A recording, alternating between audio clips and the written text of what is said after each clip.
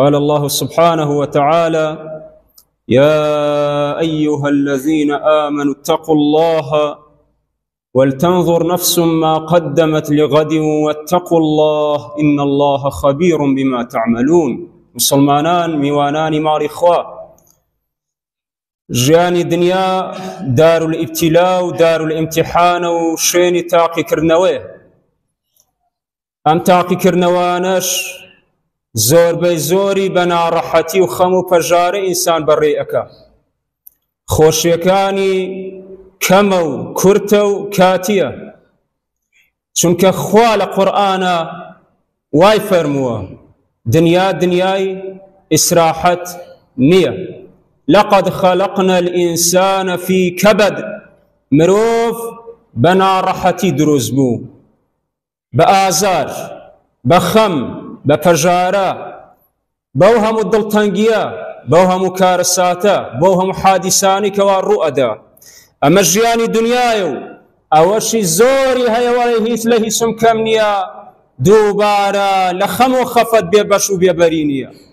ژیانی دنیا ئاوایە بەڕێزان، خەم و خەفەتەکان زۆرن، چارەسەری ئەووەڵ و بنەڕەتی بۆ ئەم خەم و خەفەتانە ڕووکردنەوەیە، چوونەوە خزمەت ئەو خوایەیە کەوا خۆی ئارامی بۆ دڵەکان ئەگەڕێنێتەوە. هیچ دەرگایەکی دنیا نییە و هیچ شوێنێک و هیچ کەسێ نییە ئارامی و خۆشبەختی و ئاسوودەیی و بەختەوەری بکاتە میوانی دڵی هیچ مرۆڤێ، جگە لە دەرگای ئەڵڵاه نەبێت، جگە لە ئاشبوونەوە لەگەڵ خوا نەبێت، جگە لە ڕێگایەک نەبێت کە بەرەو لای خوا بتبە. تەنها ئەم ڕێگایە ئەتگەێنێ بە ئارامی، بە بەختەوەری، بە سەعادەت، بە خۆشبەختی، بە دڵخۆشی. قورئانە و باسی ئەکاوە فەرمێ: الذين آمنوا وتطمئن قلوبهم بذكر الله ألا بذكر الله تطمئن القلوب. ئەوانەی ئیماندارن دڵیان بە یادی خوا، باسی خوا. ذكر الناس داء وذكر الله دواء. باسی خەڵک دەردە، نەخۆشیە، ڤایرۆسە، کوشندەیە، دڵی ئینسان ناڕەحەتەکە. ئەم وایوت ئەو وایوت، هەر فەیسبوک بکەرەوە و چی ئەوترێ چی ئەوترێ، هەر بچۆرە لای کەسێ دابنیشە، هەر بچۆ پاسێکەوە، هەر بچۆ نامعامەلەیەکەوە. ئەمانەی باسی دنیایە و باسی خەڵکە و باسی ئەم ژیانەیە هەمووی دەردە، هەمووی نەخۆشیە، هەمووی ناڕەحەتی بۆ ئینسان دێنێ. وذكر الله دواء. تەنها چارەسەر زیکری خوایە، ڕووکردنە لای خوایە، بەرنامەی خوایە، ئاشبوونەوەی لەگەڵ ئەهلی خوا. ئەمە نەبێ سەعادەت تووشی ئینسان نابێ. ئەلا بذكر الله تطمئن القلوب. خوا بڕیوێتەوە: الذين آمنوا ولم يلبسوا إيمانهم بظلم أولئك لهم الأمن وهم مهتدون. ئەوانەی خۆیان تووشی شیرک نەکردووە. شیرک چییە؟ خۆنیە بەردێ دابنیت و سوزدەی بۆ بەری، خۆنیە قەبرێ بێ بڕۆی بە دەورا بسوڕێیتەوە. شیرگەر ئەمە نییە. هەر شتێ وات زانی غەیری خوا ڕزقی تۆ ئەدا، ژیانی تۆی بەدەستە، ماڵی تۆی بەدەستە، موچەی تۆی بەدەستە، حیاتی تۆی بەدەستە، مردنی تۆی بەدەستە. ئەو نەبێ من نابم، دەبێ من کۆیلەی بم، بزانە تۆ شەریکت بە خوا داناوە. بۆیە شیرک ئەوەنە گەورەیە، یعنی مرۆڤ ئەبێ خۆی لە هەموو شتێ داڕنێ، خۆی لە هەموو کەلەپچەیە بکاتەوە، ئللا دەستی بەخواوە بێ و هیچ شتێکی تر دەستی نەگرێ. کۆیلەی خوا بێ و عەبدی خوا بێ و کۆیلەی هیچ شتێکی تر نەبێ. عەبدوڵڵا بێ، عەبدی هیچ کەسێکی تر نەبێ.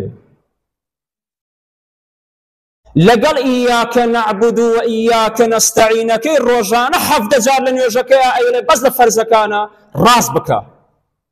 بەس تۆم ئەوێ خوا، بەس تۆ ئەپەرستم خوا، بەس داوای یارمەتی لە تۆ ئەکەم خوا، غەیری تۆ نەبێ کەس نییە یارمەتیم بدا. ئەگەر ویستی تۆی لەسەر نەبێ، همو دنيا وكو رسول نازدار فرمي صلى الله عليه وسلم لو اجتمعوا بإنس بجنوا على أن ينفعوك بشيء بيانا بالسود يكت في بقينا مال يكت في بقينا قربان لنا خوشي رزقارد بكن قربان هاتشي دكتوري بأوروبا هاي بتوا بقرين لم ينفعوك خواهي سيلا سر نبي بخواهي سيسون إلا بشيء قد كتبه الله أي قربيان وزررك الليبان أي قربيان مالت لنا وبن خذ لنا وبن خواهي قوري سيلا سر نبي لم يضروك بشيء إلا قد كتبه الله عليك أما عقيدة يمي أما عقيدة أهل السنة والجماعة أما عقيدة سلف صالح يم أمتي أصحاب التابعين وكيشنان وزاناني قوري أما عقيدة عنده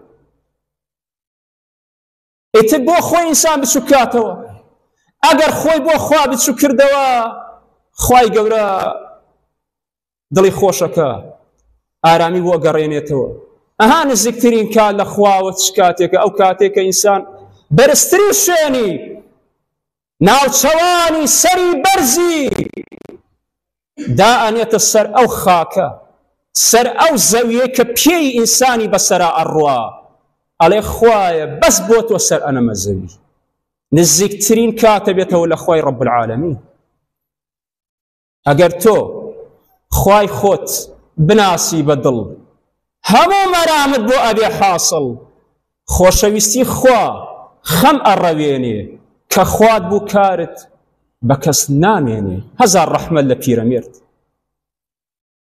اگر او خوشويستي خوايا هبو خم ناميني مرامكان بو حاصل أبي آواتكان بو حاصل أبي أميدكان بو ديتجي دعاكان بو جيرا أبي برزانو خوشويستان زانایانو پیشینانی ایم آوال الدین حالیبون بویا خم خفتیان نازانی چیا لکاتیکا مالیان نبو لکاتیکا ثروت السامانی نبو هر مالکی ایم عزیزکم لم سردمه که ارجین بقت پاشایکی زمانی جاران هم مالمان هی کام پاشا زانیویتی سیاره چیه أم هم خواردني كيستوهم ميواهاته إلا تشبع الشايكا دسيان كوتوا بلام لقلا وشا ناس سوريا كانوا خفتقان زورا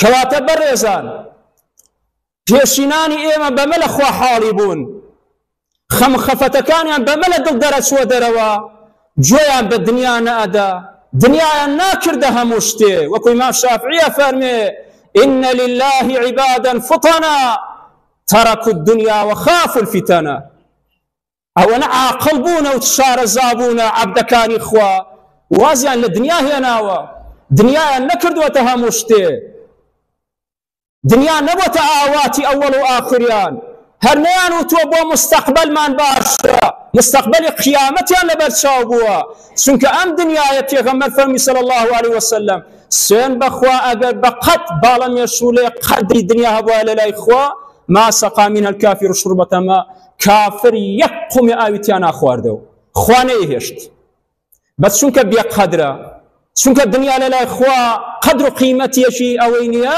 بويا أبيني كافران بدينان مليان أستور ترى بي دولمان ترى بن سرماية دار ترى أبن لمسلمان كان زور زار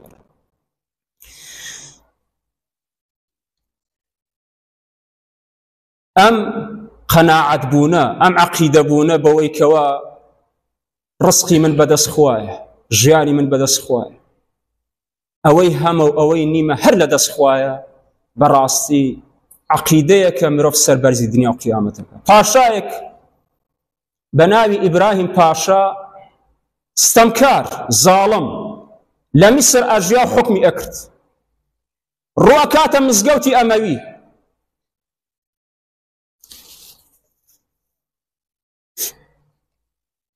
أبيني مع مستاي أو مسقوتا بناو الشيخ سعيد الحلبي وآخريكي درزوتنوي لنا قطاب يكاني قاتشي زوريك داناو قاتشي اللي راكشاو وخريكي درزوتنوي أنا قربان أو جنابي باشا ولم نزيكي وبئيري أواديت حس خوي تيغنادا حج ناجوڵێ وەگەوەی هیچ نەبوو بێ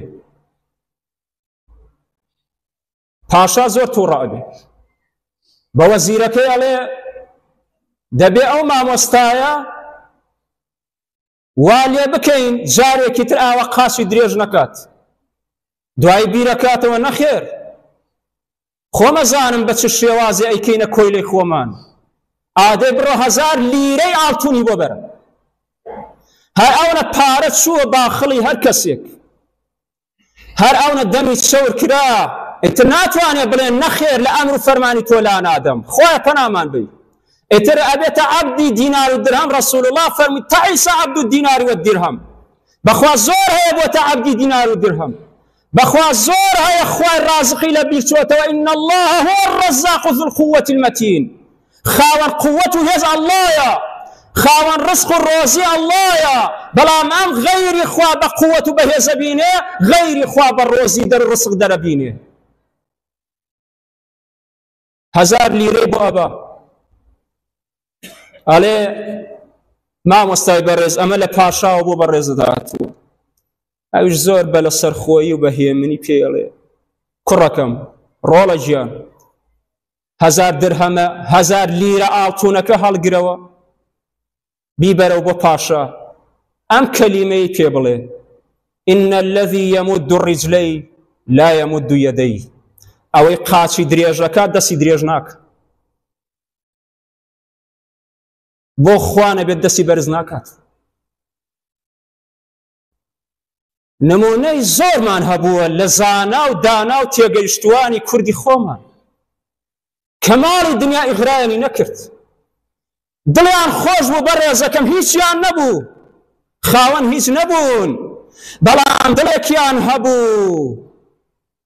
دڵێکیان هەبوو وەکو ئیبراهیمی ئەدهەمە فەرمێ ئەچوو چیلکەوداری لەسەر شاخەکانی مەکە کۆ کردەوە لەناو بازاڕە درهەمێ 2 درهەمی پێیا کرد بای خواردنەکەی ڕۆژانەی ئەیود والذی نفسی بیەدی إنا في عیش لو علم به الملوك لجادلون عليه بالسيوف سوێن بەخوا لە ژیانێکە ئەژین ئێمە ئەوەنە دڵمان خۆشە ئێستا پاشاکان بزانن چەنە دڵمان خۆشە دێن بەش شمشێر دەریەکەنە دەرەوە ئەو دڵخۆشیەمان لێزەوتەکەن و بۆ خۆیان یەبن ئەوەنە دڵمان خۆشە هیچی نەبوو دڵی خۆش بوو ئێستا خەڵک هەیەتی دڵی خۆش نییە دەبێ بەمە بزانی دڵخۆشی و ناخۆشی بەچی دروستە بێ ئێتیمان و پشتبەستنت بە خەڵک نەبێ ڕووکەرە خوا إياك نعبد وإياك نستعين لقلما راسكين خوا تنها تو پرستين تنها دعوة لتو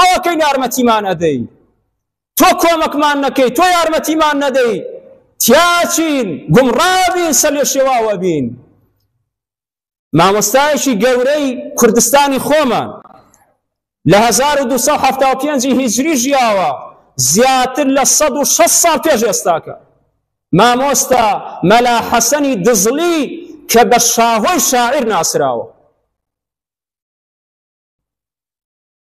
ئەوەنە عالمێکی گەورەیە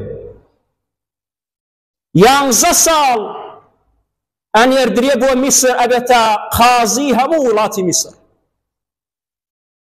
گەنجەکان ئەهلی مزگەوت حیفە مێژوی خۆمان نەناسین حیفە بە خەڵکی تر دڵخۆش بین یاخود بڵین ئاها خەڵکی تر چیان کردووە کوردەکانی خۆمان چین بزانە کوردەکانی ئێمە ئاوا بوون نەک لە عێراقا بەڵکو 11 ساڵ حاکمیەت و قازیەتی هەموو میسری کردووە دواتر ئەبێتە قاضی والقضات قازی هەموو قازیەکانی بەغدا دوای مودەیەکە گەڕێتەوە بۆ لادێی کوردستان ئەوەندە نەبوو هەژارە ئەوەندە بێ ماڵ و بێ پارە و بێ حاڵە جلەکانی بەری مامۆستا مەلا حەسەنی دزڵی قاز شاهۆی شاعیر هەمووی پینە پینەیە میوانی هاتووە لەبەرەوەی دینارێکی پێ نەبووە کام کتێبانە لە دڵیا شیرین بووە و کاتی خۆی لە فەقێتی کڕیوێتی ئەڕوا کتێبەکانە فرۆشێ تا وەکو خواردنێ بۆ میوانەکەی دروستکە. ئینگلیس دەستی دوژمن چۆن ئەیانەوێ زاناکان لەناو بەرن لە خشتەیان بەرن. پیاوێکی ئینگلیس دێ بۆ لای جەنابی مامۆستا، کام خواردنە خۆشە لە خزمەتی تۆیە ئەبێ، کام جلو بەرگەی شاهانەیە بەبەر تۆیە ئەکرێ، کام شوێنە و پۆستەت ئەوێ لە خزمەتی تۆیە ئەبین، بەس وەرە سەردانێکمان بکە. مامۆستا مەلا حەسەنی دزڵی شاهۆی شاعیر جواب ئەداتەوە بە نامەیەک و ئەمە کورتەی نامەکەیت. قودرەت و سەروەت، جاه و جەلالەت، پێشکەش بەوانەی پێیان شیرینە. ئەو هەر با پێشکەش بێ بەوانەی کە لایەن خۆشەویستە. ئەم شکۆمەندی و جەلالەت و ناوبانگ و پۆستە. سەتف و نەعلەت لە قوربان قوربان، لە ئاغا فەرموو ئێجگارم قینە. خۆم زەلیل ناکەم بۆ فلس و دینار، ئەویش لە سایەی عیزەتی دینە. ئیسلام، عیزەت، علم، کەرامەت، کورد، شەرافەت ڕەسمی دێرینە. من خاوەنی ئەمانەم. ئیسلام، عیزەت، علم، کەرامەت، کوردم، شەرافەتم هەیە. علم ئەمانە مانای دێرینی منە، ڕەسەنایەتی منە. هەیهوو چەند دوورین من و نۆکەری، ئەمەش هەر جۆرێک کاسە لێسینە. ناکەومە پینەی درۆی ئاغایان، کەوش و کراسی خۆم ئەکەم پینە. لە جیاتی پینەی درۆی درۆزنەکان و درۆزانەکان بکەم، وەڵا با پینەی کراسەکەی خۆم و کەوشەکەی خۆم کەم باشترە. آخر من قورآن وا لەسەر سینەم. الطيبات للطيبين، تخو حیڤنی ئەهلی قورآن بی، بەڵام لەگەڵ طیبین و پاکانە نەبی. ئەمە پەیامی زانایەکە لە گوندێک و لادەیەکی کوردستانەوە بە مەردانە و جوامێرانە ژیاوە، دیناری نەبوو بۆ میوانێکی سەرفیا کتێبەکانی فرۆشت، جلەکانی هەموو پینە پینە بوو، سیارەی ئاخر مۆدێلی پێ نەبوو، کۆشک و خانووی نەبوو، ڤێلای نەبوو، باخ و حەدیقەی نەبوو، بەڵام دڵی خۆش بوو چونکە خوای لە پشت بوو.